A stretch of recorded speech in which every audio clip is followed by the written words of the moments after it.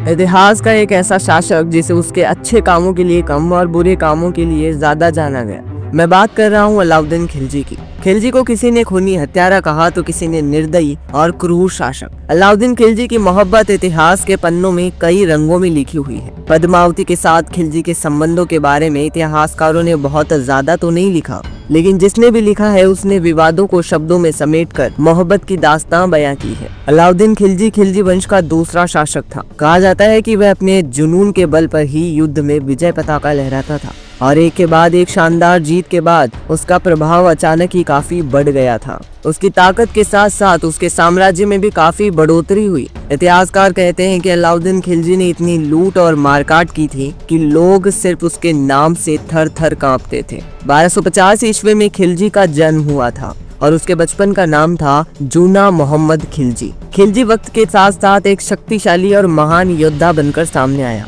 गद्दी हथियाने के लिए उसने अपने चाचा तक को नहीं छोड़ा और उन्हें मारकर दिल्ली की गद्दी हथिया ली। लेकिन उसके बाद उसे सालों तक विद्रोहियों का सामना करना पड़ा, पर इस समस्या का सामना खिलजी ने पूरी ताकत के साथ किया। अलाउद्दीन खिलजी अपने आप को दूसरा अलेक्जेंडर मानता था और उसे सिकंदर ए शाही की उपाधि भी दी गई थी। कहते हैं कि खिलजी ने अपने साम्राज्य के विस्तार और सुरक्षा के साथ साथ राजस्व के लिए भी कई नीतियां अपनाई थी। खिलजी ने अपने साम्राज्य को बढ़ाने के लिए एड़ी चोटी का जोड़ लगा दिया था। उसने 1303 ईस्वी में चित्तौड़गढ़ के किले पर आक्रमण किया था। इस हमले का मकसद चित्तौड़गढ़ की रानी पद्मिनी को पाना था। कहा जाता है कि चित्तौड़गढ़ के राजा रत्न सिंह रावल की पत्नी पद्मावती बहुत सुंदर थी और उनकी सुंदरता के चर्चे दूर दूर तक फैले थे। इसी बीच खिलजी के सामने चित्तौड़गढ़ के ही एक पुरोहित ने रानी की सुंदरता का बखान किया तो खिलजी मन ही मन पद्मावती पर मरने लगा और उसे पाने के लिए वो कुछ भी करने को तैयार था। वैसे इसके बारे में कई तरह के किस्से हैं, लेकिन एक किस्सा ये भी है कि पद्मावती को सिर्फ देखने भर के लिए खिलजी दिल्ली से चित्तौड़गढ़ आ गया था। दूसरी ओर रानी पद्मिनी किसी भी हालत में अलाउद्दीन के सामने नहीं आना चाहती थी। उन्हें काफी मनाया गया तो वो इस बात पर राजी हुई कि खिलजी चाहे तो उन्हें सिर्फ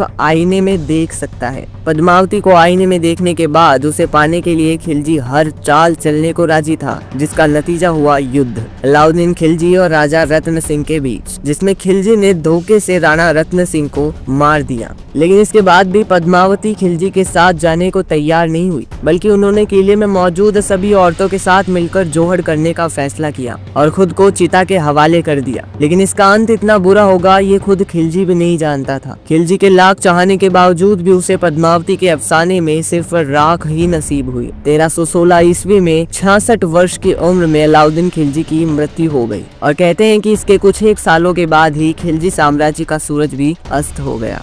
तो दोस्तों, आपका आज का ये वीडियो कैसा लगा कमेंट्स में बताएं और ऐसी और मजेदार वीडियोस के लिए चैनल को सब्सक्राइब करें और वीडियो को लाइक करना ना भूलें। मिलते हैं नेक्स्ट वीडियो में, तब तक के लिए जय हिंद।